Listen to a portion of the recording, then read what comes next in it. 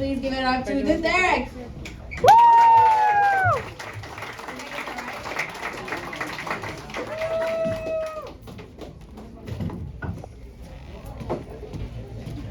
All right, I am the Derek, and I love fun facts.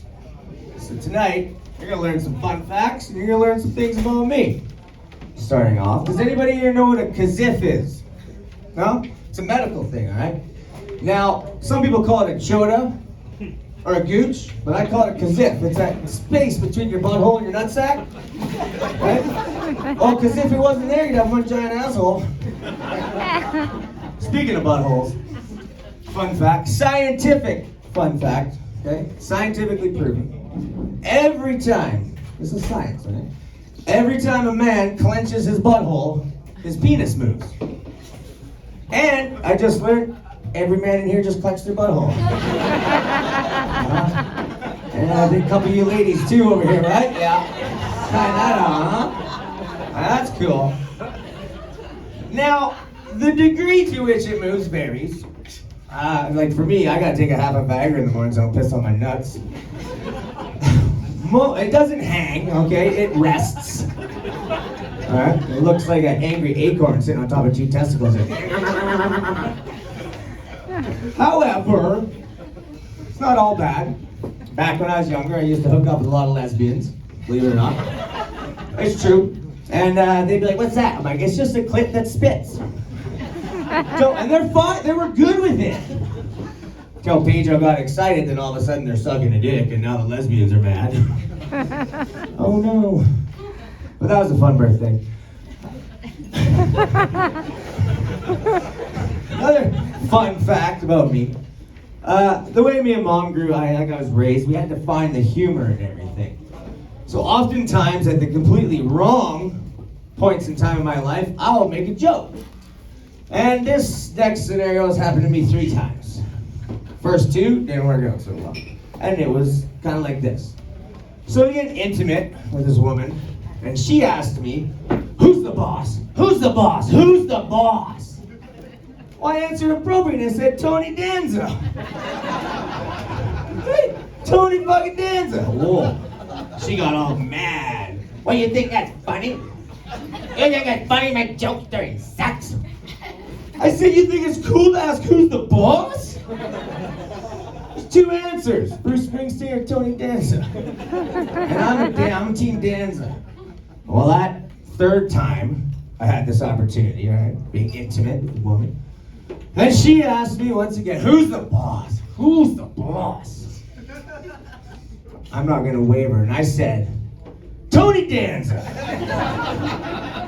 Well, this sweet little angel, she turned around and looked at me and said, well, actually, Angela Bauer was the boss because she employed Tony to work as a nanny. Oh, I've never come so hard in my fucking life.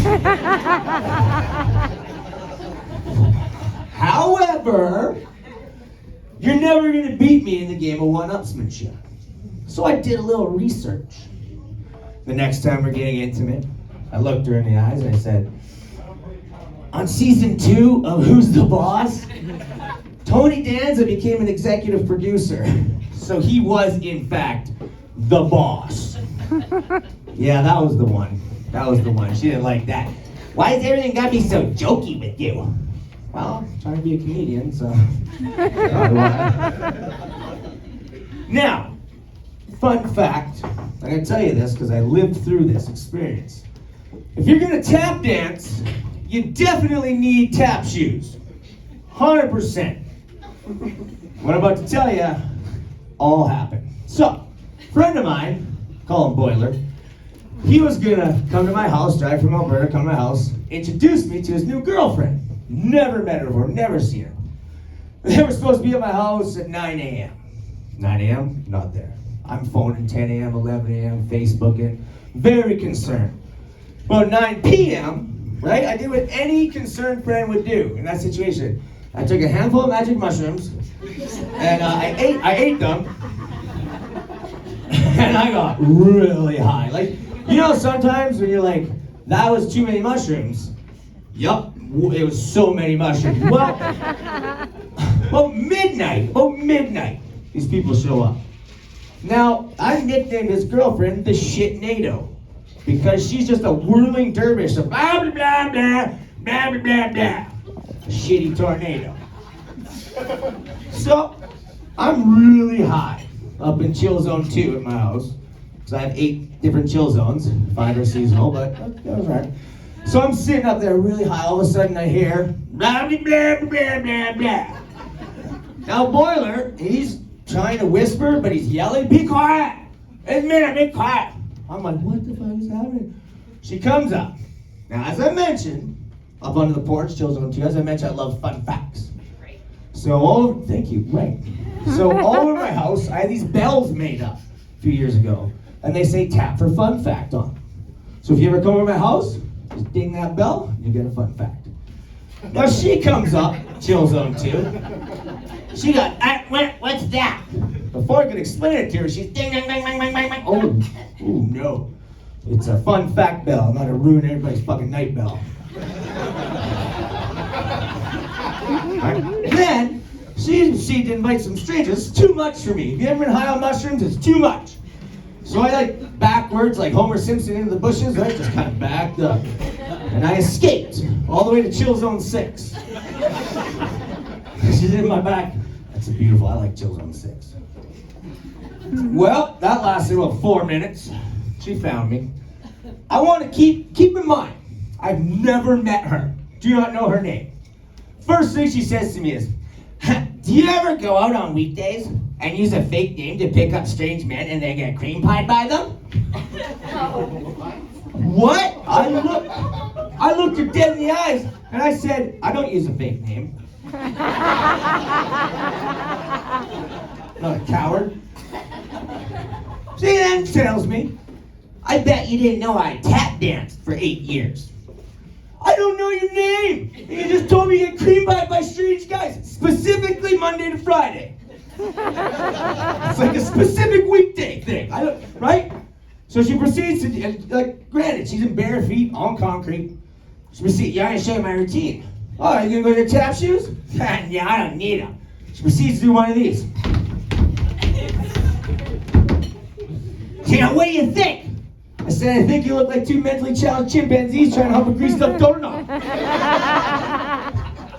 You're rude. That's so fucking rude. Really? You just had an epileptic seizure in front of me. You're not wearing a medical alert bracelet. That's fucking rude.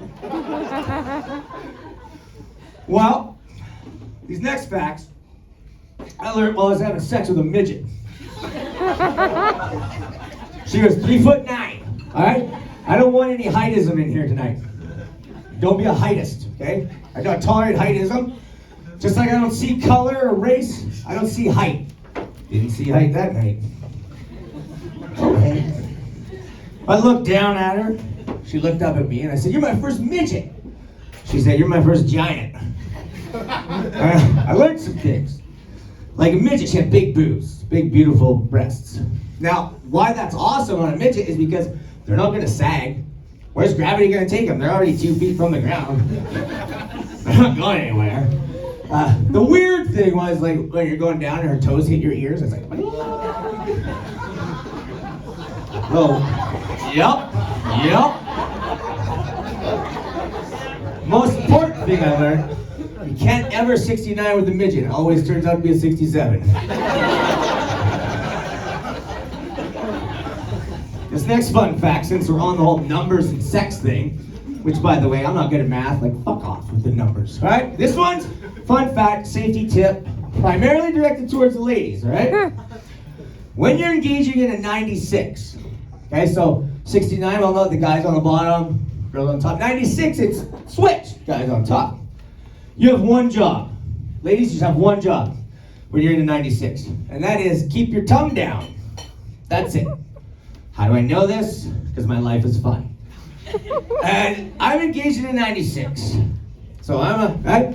This. All of a sudden I heard a noise. Not like a sex noise. You young fellas, you'll know what that is. You get a little older. I heard a...